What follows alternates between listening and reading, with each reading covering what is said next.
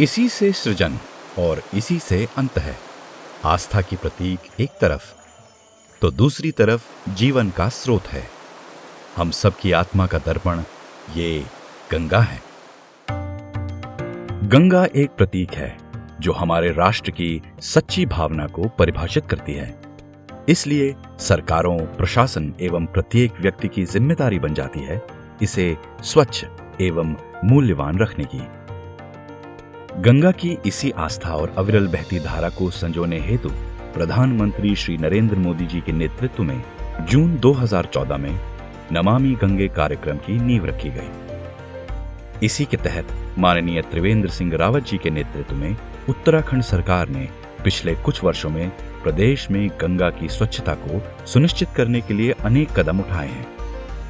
इसी प्रयास का हिस्सा है जनपद देहरादून में स्थित ऋषिकेश नगर निगम में पहाड़ों से आते गंगा के पानी को पूर्णतः स्वच्छ बनाए रखना, ताकि ये पानी अपने मूल स्वच्छ स्वरूप में ही आगे के प्रदेशों में पहुंच सके। नमामि गंगे के अंतर्गत बनाई गई जिला गंगा समिति ने जनपद देहरादून में नियमित बैठकें कर किए जाने वाले कामों को स्वरूप दिया है। एक छोर पर नए घाटों का निर्माण किया गया है, जबकि पहले से स्थित घाटों को और स्वच्छ बनाया गया है। संदेश को फैलाने, जागरूकता पैदा करने और जनता की भागीदारी बढ़ाने हेतु कई चित्रकला प्रतियोगिताओं और रंगोली प्रतियोगिताओं का आयोजन किया गया है। एलईडी पैनल लगा घाटों का सौंदर्यीकरण भी किया गया है। नगर निगम ऋषिकेश की देखरेख में कई सफाई अभियान चलाए गए हैं। सुबह शाम इसके ऊपर बहुत अच्छी रौनक रहती है और ऋषिकेश की जनता बहुत प्रसन्न है। गंगा के साथ साथ उससे निकलने वाली कई सहायक नदियों की भी लगातार सफाई की गई है। कुछ अभियानों के अंतर्गत स्वयं सहायक समूह की महिलाओं की भागीदारी भी निश्चित की गई है।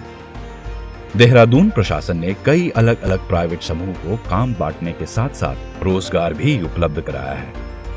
एक प्लास्टिक विरोधी आंदोलन की नींव रखने के साथ साथ प्लास्टिक के उपयोग को काफी हद तक नियंत्रित किया गया है। दोने पत्तल बनाने और अगरबत्तियों को बनाने के लिए जैविक फूलों का उपयोग करने जैसी पहल के साथ देहरादून जिला प्रशासन ने कई व्यक्तियों और साथ ही नगर निगम जैसी सरकारी संगठनों को स्वच्छ गंगा के लिए इस तरह के उपयोग और कदम उठाने में योगदान दिया है।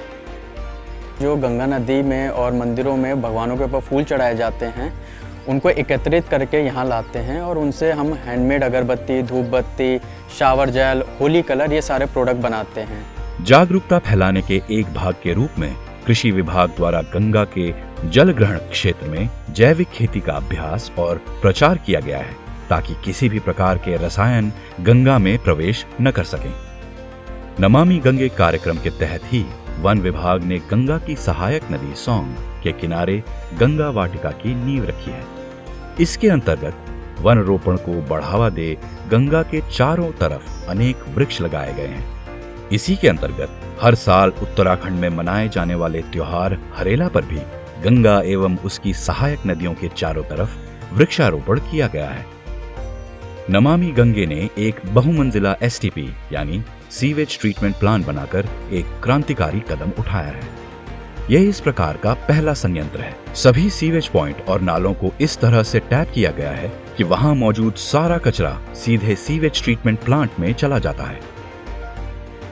गंगा के आसपास रहने वाले असंख्य लोग मूर्त अर्थात सीधे सीधे और गैर मूर्त अर्थात आसानी से न दिखने वाले तरीकों से लाभान्वित हुए हैं। जहां एक ओर नौकरियों और बेहतर घरों की उपलब्धता है, वहीं दूसरी ओर स्वच्छ पानी की वजह से लोगों का स्वास्थ्य बेहतर हुआ है। सरकार ने सिंचाई के लिए स्वच्छ पानी के उपयोग के साथ साथ गंगा के पानी के सुधार पर एक अध्ययन भी किया है। गंगा हमारे पहाड़ों से निकलते हुए पूरे देश के विभिन्न शहरी क्षेत्रों में पहुंचती है। नमामि गंगे अभियान के तहत हमारा लक्ष्य है आगे के शहरों एवं प्रदेशों में गंगा का स्वच्छ पानी पहुंचाना। यह सिर्फ हमारा लक्ष्य नहीं, हमारा फर्ज भी है, हमारा संकल्प भी है।